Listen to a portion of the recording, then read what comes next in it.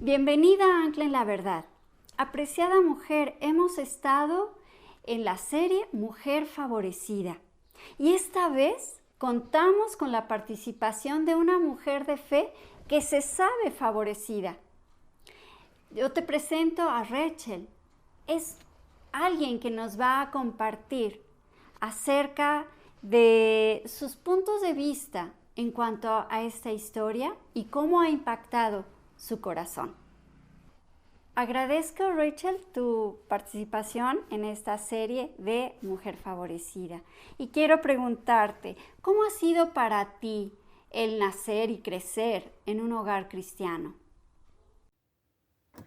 Hi, Ceci. Thanks for asking me to participate.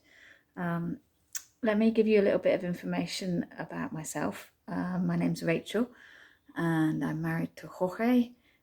We came to Mexico in 2008. We'd been married for 7 years previous to that. And so, yeah, I got brought up in England, and my parents are both Christians, so I was brought up in a Christian family.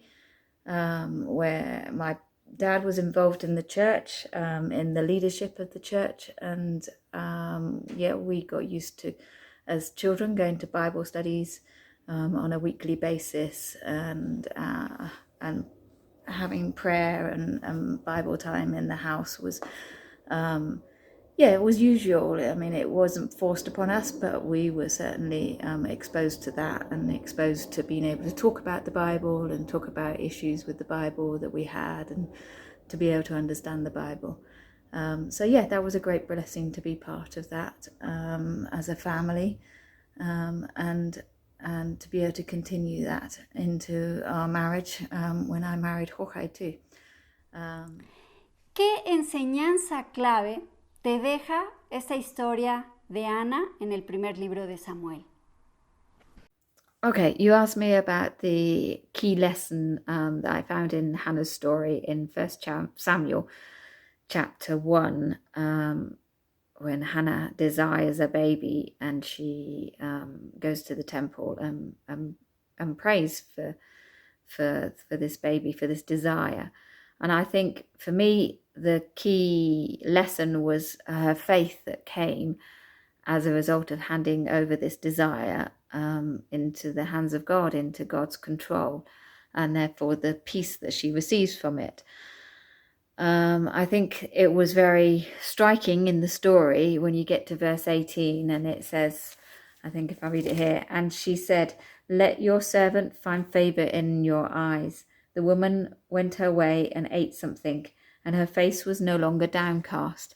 I think that was the most striking point for me, was that she was suddenly able to go away and eat, to go on her way with her life, and continue walking again. And now it was no longer in sadness, it was in true happiness, and she had that true peace from God. And yet she hadn't received that desire at that point. She had not had the baby in her arms. She didn't know when that plan would come about, but she had faith to know that she'd now handed it to God and God was in control, and she believed that.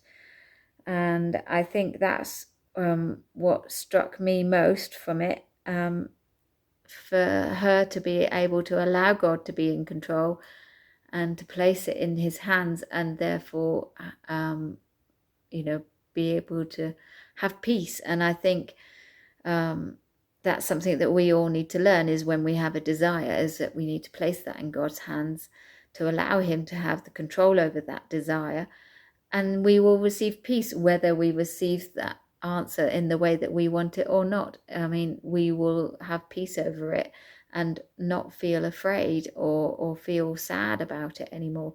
And I think that was probably the best part of the story, really, and the most interesting for me was as her faith that came out of that. Y para concluir, ¿cómo percibes el favor de Dios en tu vida? Okay, so your last question was, how do I see God's grace in my life today? And I think, I see it on a daily basis. And I am very grateful and very blessed with what God provides. I think if you ask me to name some of those things, it would be through my marriage, through having Christian leadership provided in my family, to be able to give them a Christian foundation to my kids. Those are really important to us as part of our life, and it's a blessing to be able to receive that on a daily basis. To have a Christian community in a church where we can worship and to share with other believers in encouragement and in our walk of faith, to be able to walk alongside other people who are also seeking God and wanting to put Him first in our lives. I think the other thing is having a Bible study. God has always provided us with a group of people where we can study the Bible together. We can encourage one another and walk and grow alongside other people in our faith too. I think that's really important, and it is a real gift of God to be able to have that and to be able to receive that on a weekly basis. I think all of these gifts of grace to me are much more than any other physical need, emotional or even mental need that we have. And those things have come and gone for us in terms of knowing abundance in business, knowing need, knowing things and needs through family, through having family here in Mexico and having family in England, moving countries. All of those things have put us through moments of physical need, of mental need, of emotional need, and God has provided with each of those. He knows what we need, and just at the right time. Changing churches can also and has also been a blessing to us, really, in what we've been able to receive with Bible study groups and with church communities to build us up and provide and to support one another. And I think one of the verses that comes to me when we talk about gifts of grace, I think, is from Philippians, where Paul talks about, in Philippians chapter 4, verse 11 or 12, he says, I know what it is to be in need. I know what it is to have plenty. I have learned the secret of being content in any and every situation, whether well fed or hungry, whether living in plenty or in want. And then on the next verse, on verse 13, it says, I can do all of this through Him who gives me strength. I think that's another gift of grace, is God's strength to be able to walk each day with the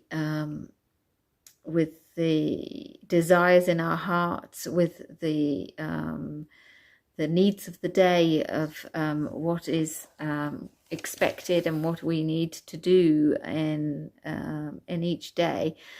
He gives us the strength to be able to walk through that day and to walk through it with Him in faith and on a constant basis.